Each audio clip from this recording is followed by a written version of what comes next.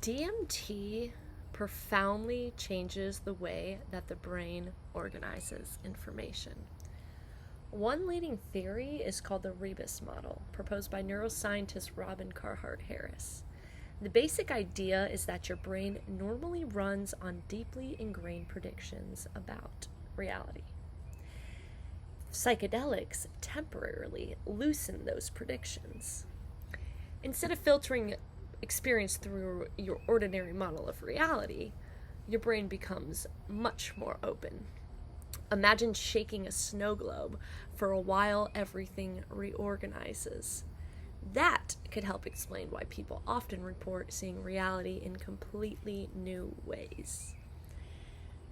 Secondly, the default mode network, DMN. This is one of my favorite topics. The default mode network is a collection of brain regions involved in your autobiographical story, self-referential thinking, remembering the past, imagining the future, maintaining the sense of me. Under psychedelics, activity and coordination within this network often decrease. So many researchers think that this may be contributed to experiences like ego dissolution, feeling interconnected, losing the ordinary boundary between self and world. But that doesn't prove non-duality is objectively true. It does prove one possible scientific explanation for why those experiences occur. Then you have people reporting remarkably similar themes across cultures, across decades, across all sorts of psychedelics. Researchers repeatedly hear reports like unity, awe, interconnectedness, timelessness, sacredness, encountering geometric patterns, overwhelming love, and just the dissolution of separation. That consistency is scientifically interesting, and the interpretation is still highly debated. Next, you have your visual cortex that becomes incredibly active. Many people report fractals, spirals, lattices, Mandela-like geometry, hyperdimensional architecture. One hypothesis is that altered activity in the visual cortex contributes to these recurring geometric experiences. Why the geometry often has such striking similarities across people remains an active area of research, but I think you can understand just as me is that we are all in one unity consciousness, experiencing things from different realities of ourself. So number 5 is that awe changes us. This part fascinates me. Psychologists have found that awe can reduce self-focus, increase feelings of connection, increase generosity, increase curiosity, and make time feel more expansive. So having moist eyes, having that feeling of almost laughing, that overwhelming, how is any of this possible? That is awe. And awe isn't just emotional, it is measurable. So this is what was really interesting last night during my own experience. Every shadow, every light, every shape was reflecting the field. Science can't confirm that the universe is literally one field in the metaphysical sense that I experienced, but my brain was operating in a radically different mode of perception.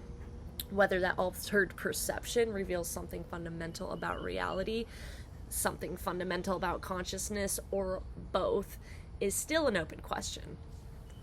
That is honest. So yeah, I just want to be very clear. I'm not here to tell you I discovered the truth of the universe. I'm here to share one of the most profound experiences of my life, and then compare it with what science is beginning to understand about consciousness.